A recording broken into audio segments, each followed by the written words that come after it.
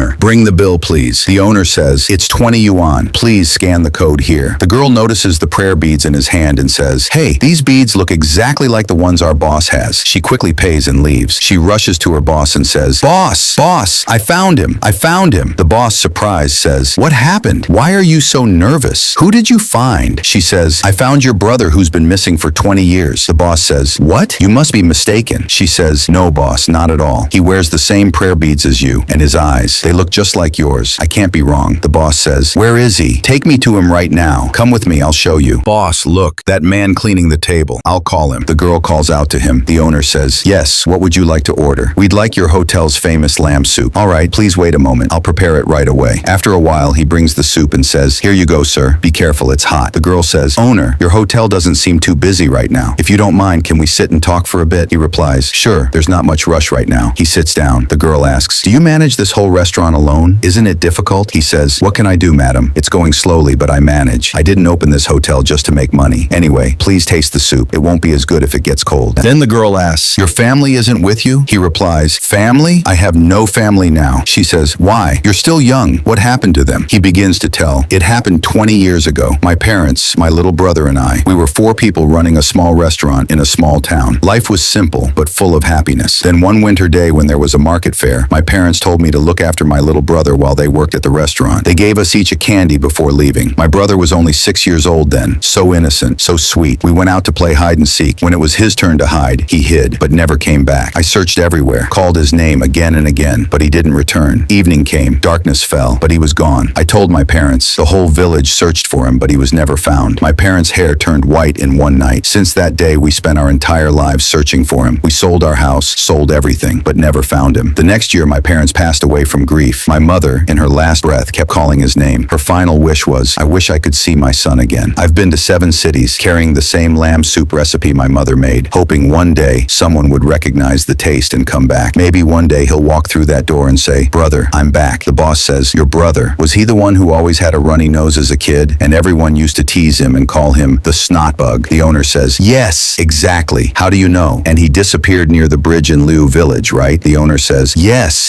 that's right. The boss reaches out his hand. The owner looks at his prayer beads and says, brother, are you really my brother? He says, yes, brother. I'm your little brother. They hug each other tightly and cry. The girl says, stop.